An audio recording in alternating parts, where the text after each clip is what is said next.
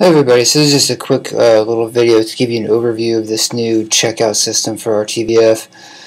So the URL that I share with you will take you to this page, and this page is just a container for all the other URLs we're using to manage the different materials. So if we start off over here on the far left, a couple of new things we want to try and do. The first one has to do with the scheduling throughout the day. In the past, it was kind of wide open and it created a lot of chaos because someone may not have returned a camera when someone else was there to pick it up. There's overlaps. So we're trying to channel the return period into one slot, and then the pickup will only happen after that. So returns start at 9:30 in the morning, go till 10:30. And then the first checkouts will start at 10:30 and go to 11:30. Most of our cameras go out in 3-hour windows, so the clock doesn't actually start. If you were to pick up a camera, say at 10:35, the clock for that student wouldn't start until 11:30. So they'd have up to 3 hours. They could bring it back. They bring it back at 2:30, and then the cameras can go back out between 3:30 and 4:30, and so on throughout the day and into the evening. So for students who need overnight, that's totally possible. They'll just have to make a reservation where they would pick up between 8 and 8:30, or at least the evening slot. And it's important for them to know that they can also take them over the weekend, but the pickup time to take them over the weekend is the afternoon slot on Friday, because no one is here Friday evening to do checkouts. Of course, if they did take it Friday afternoon, it would be due back first thing Monday morning between 9:30 and 10:30. So hopefully we can try and channel people into these times a little bit better. The other thing students need to know is that we have a new camera, or called an equipment card. These cards can be issued by a tutor or by a faculty member. If you have a class and you're training your students, feel free just to let me know. I can give you a bunch of these cards. You can give them to your students yourself. All we need is the piece of gear that you're approving them to use checked off with your initials. Same for the tutors. On the back side of this card, there's 8 boxes, 1 box for each semester for the next 3 years.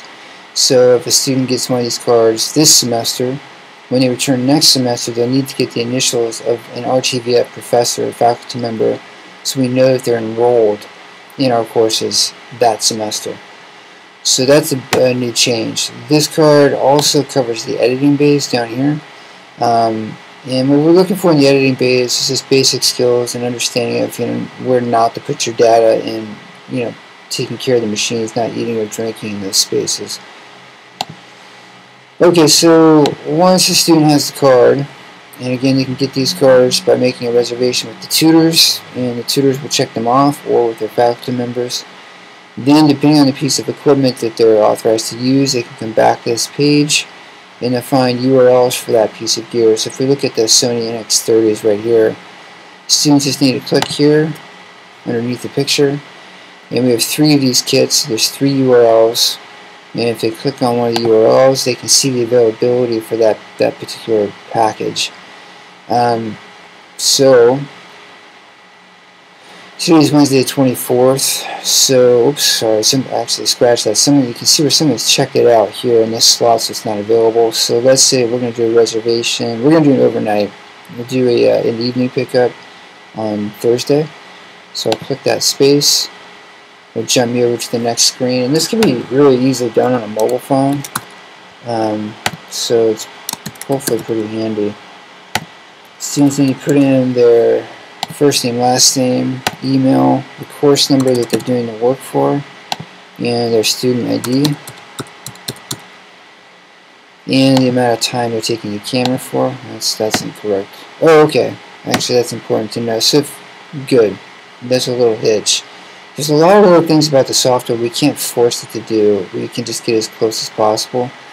You see right now, this is limiting me to 2 hours. It's an evening checkout, so just put the max. Students just put in the max number of hours that the system will give you, and then push confirm, and we understand you'll be returning it the next morning. So once you've done that, you'll get this little screen that confirms it, and students will receive an email that looks like this. So say SD City Rtvf Department, and in the email it'll have the details of your reservation, have your name, class you're doing the work in, the duration. It'll also have a reminder of pickup and drop-off times. And very importantly, it'll have a cancellation URL if you want to cancel. And this is really important. If you know you're not going to use the materials, the resources, please cancel. Click the button. It'll open up this page. You don't have to put anything in here. Just say cancel. And the reason this is important is because this will reopen the application to other people to use the camera at that time. So most of our cameras only go out in 3-hour increments. The Sonys, both of those will be included. The C100s are a little bit different because these are really, we're trying to save these for the film classes mainly, so they can go out in 24-hour increments, so a little more complicated. But if your class is using those, please let me know, because we need to know a little more detail about how people are using the C100s to track them. Lastly, there's the edit bays over here on the far right, and in many ways these are the easiest because those windows don't really apply to the edit bays. The edit bays just open up in the morning and they close at night. So all the currently available edit bays are just listed right here. You'll notice that there's one right there that says audio tracking bay.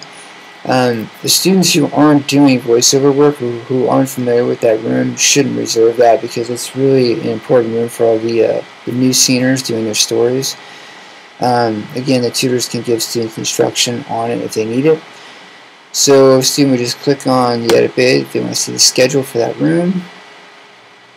And there we go. So you can see, for example, Thursday the 25th, the students blocked out this time.